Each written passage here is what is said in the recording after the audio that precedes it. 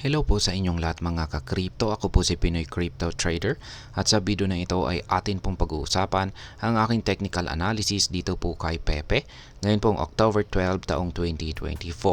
Pero quick update lamang po tayo rito kaya diretso na po tayo sa pagte-technical analysis sa kanyang daily chart time frame na ito.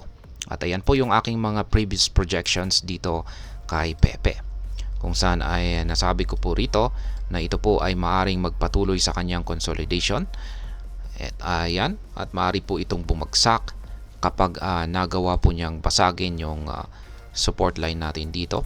Ito, support line natin dito sa 50 digits 954 at saka support line natin dito sa 50 digits 881.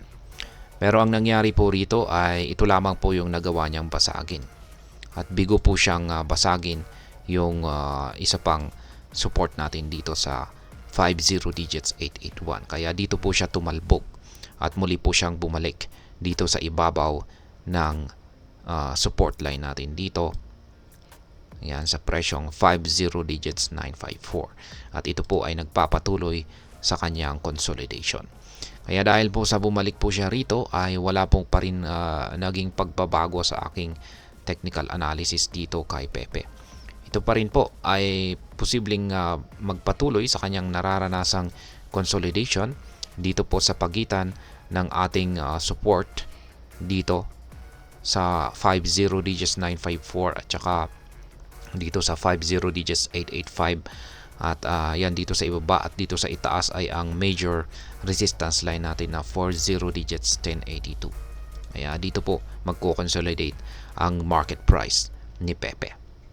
Kaya ayan, pero may posibilidad pa rin na nandyan pa rin yung posibilidad na maaring makaranas ng isang patuloy na pagpagsak itong si Pepe, basta magagawa niyang basagin yung dalawang minor support natin dito. Ayan, copy na lang natin ito.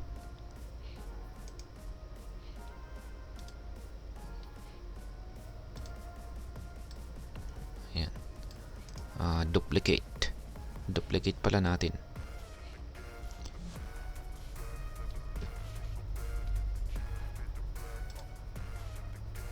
Ayan, clone. Ayan.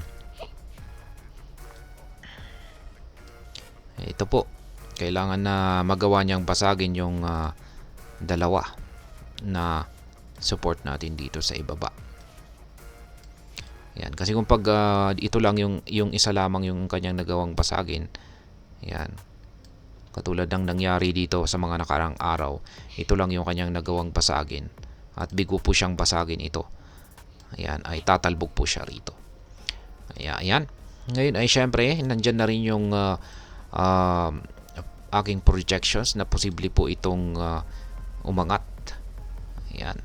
Malay natin baka kung pwede po tayong gulatin ni Pepe at bigla po siyang umangat. At yan naman po yung mangyayari rito kung nagawa niyang basagin yung major resistance line natin dito sa 40 digits 1082. Yan, kapag tumagos po yung kanyang presyo rito ay ayan po yung sinyalis na posible siyang umangat or magpatuloy sa kanyang pag-angat sa presyo. Yan, pero sa ngayon po kasi ay yung ating dalawang indicators dito ay nagpapakita po na mahina ang market ni Pepe, or sa madaling salita ay matamlay po ito ngayon. Yung ating Hall Street indicator ay mapapansin natin dito na nag-uumpisa pong lumiit yung pangangatawan nito. Ibig sabihin yan po yung sinyalis na nagsasabing nanghihina po yung persa ng mga bulls or yung momentum ng bulls. Yan, nanghihina po yan. Kaya hirap po siyang umangat. Yan, kung mapapansin natin dito ay dito po malusog yung kanyang pangangatawan. Ayan. Nung umangat po siya rito. Yung gusto kasi nating makita rito kung ang gusto natin ay kung umaangat or tumataas yung presyo ni Pepe ay dapat ganito. Lumalaki yung sukat ng pangangatawan nito.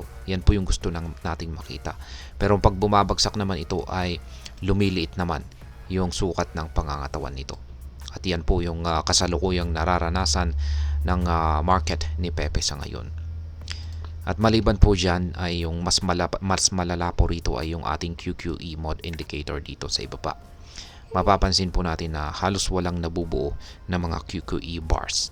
Ibig pong sabihin ay wala po talagang volatility or sobrang tamlay ng market ni Pepe. Kaya sa mga projections na yan ay ang nakikita ko po rito na magiging galaw ni Pepe sa mga paparating na araw ay mukhang mas mataas po ang posibilidad na ito muna ay makakaranas ng consolidation. Ayan. Sa madaling salita ay patuloy pong halos ang buong crypto market ay nakakaranas po ng consolidation phase. Ayan.